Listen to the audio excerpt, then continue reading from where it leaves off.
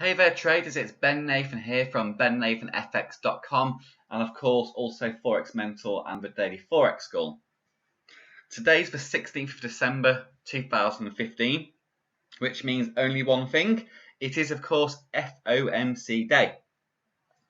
So the FOMC meeting scheduled to start later on this evening in the UK time of 7 o'clock is pretty much the most anticipated central bank meeting over the last kind of 8 to 10 years. Now, the reason for that is that we expect, or there's a good chance, that we may see the first rate hike from the Fed since 2006. So to put things into perspective, 92% of surveyed analysts on the Bloomberg forecasted that the Fed will lift rates by 25 BPS today. And currently the markets are pricing in around a 72% chance of that happening. And of course the Fed have in recent weeks continued to insist that this could well happen. So what could we expect to be the result of such a hike? Well, firstly, it's good to note that current economic conditions aren't really typical of what we'd normally see at the start of a rate hike cycle. So much of the data we've seen, however, does really indicate that the current low rates might not necessarily be necessary now.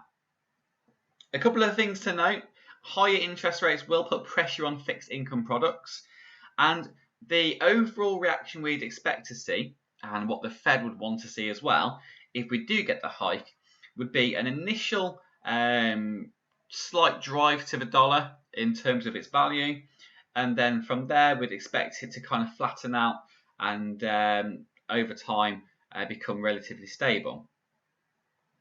Now, another important thing to note, guys, is that the chances are the markets have already priced in to an extent a rate hike happening, because the Fed have been quite insistent that it's going to happen this month. So if we don't get the rate hike, one of the things for sure, that where we've seen a dollar strengthen in the markets due to a rate hike happening, we'd expect to see a reversal on that. Very much like we did with the euro a couple of weeks back, when the ECB did intervene and extend their QE program, but they didn't extend the amount of money that's being developed, being a result of that. So what we had seen is the euro had priced in the action. Because we didn't get that full action, we did see a reversal against that trading activity. So the same thing would probably happen on the dollar. So if we don't get the rate hike, the markets will be relatively surprised, and we might see a bit of a sell-off on the dollar. If we do get the hike, we can expect to see some gentle rising on the dollar, but frankly we just don't know how much that will be, because we don't know how much the market has already priced in that hike. So that's something you need to be very, very wary of. Another thing as well, a rate hike isn't an instant fix. Okay, a rate hike can take a long amount of time to show itself in the markets when it comes to the sustained result. So again, it's not just going to be one great big move and that's it. The markets could be quite volatile around the FOMC time, and this could bleed into the upcoming weeks. So that's another thing to be wary of. My recommendation would be to not try and trade this, and instead keep an eye out on what's said, keep an eye out on the tones from the Fed as they reveal the result, and wait to see what happens in the markets when it comes to the dollar itself. So what's led up to this rate hike? Well, in terms of recent data and comments from the Fed, we know the Fed have been relatively upbeat.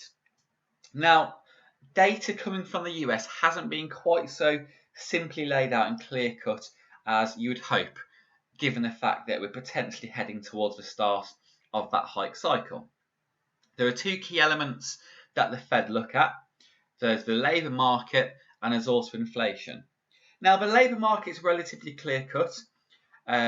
We know that the Fed have reached their mandate when it comes to labour market, and this has been further backed by the non-farm payroll figures over the last couple of months as well in particular. So labour is very clear. Inflation, however, is a little bit more mixed.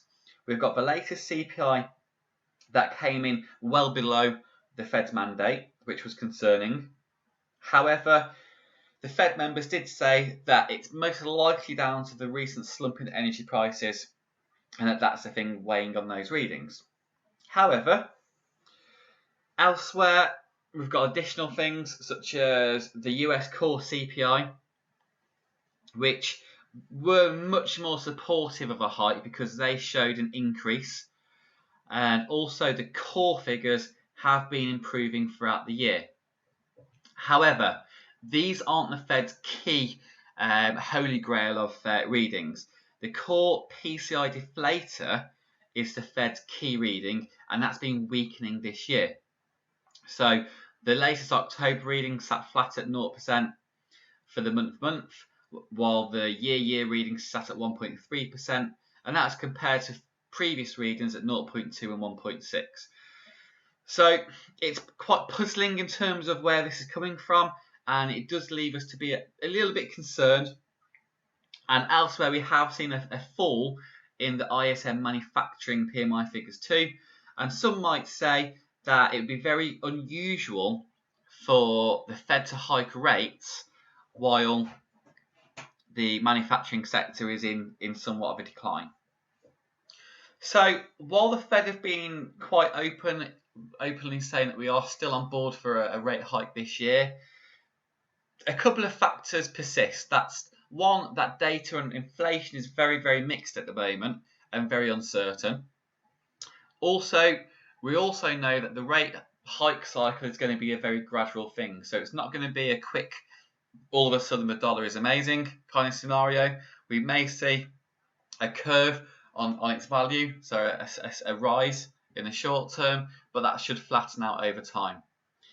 The main thing I'm looking out for is that if we don't get that hike, I would expect the dollar to see some sudden weakness because the market has to an extent priced in that hike happening. All in all, guys, it's going to be a very volatile release to see. Keep your eye on the bigger picture. Try not to get too greedy and try and take sudden pips and try and profit from this. It could be quite a dangerous environment to trade in.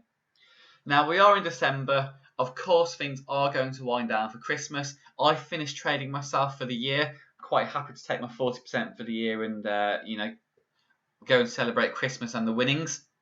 And what I would say, guys, rather than trading and risking your account for the rest of the year, I would suggest instead putting your resources into learning more about the markets.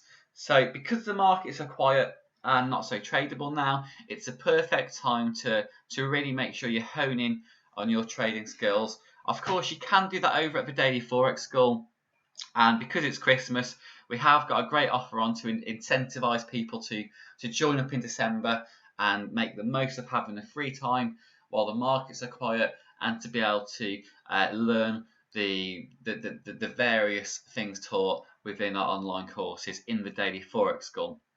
So if you do sign up this month, you do receive 3 additional months of membership, and that's completely free of charge. So you'd pay your usual $199 sign-up fee, but your $49 subscription fees wouldn't start coming out for 4 months. And the good thing is, guys, you can actually cancel at any time. So if you don't want to see any recurring subscription fees, you can cancel by writing to us, or you can just do it yourself via PayPal. To sign up, it's very simple. Hit the subscribe button and you'll be taken through to the payment page, and you'll see there it's $199 for the first 4 months, so that's a one-off payment of $199. And then after 4 months, if you do wish to stay subscribed, that's just $49 per month. Have a Merry Christmas, guys, a Happy New Year, and hopefully I'll see you all in the Daily Forex School. As usual, if there's any questions, do feel free to comment in the links to this video, or by replying to the email wherein the video was sent. Have a good one, guys. Bye-bye.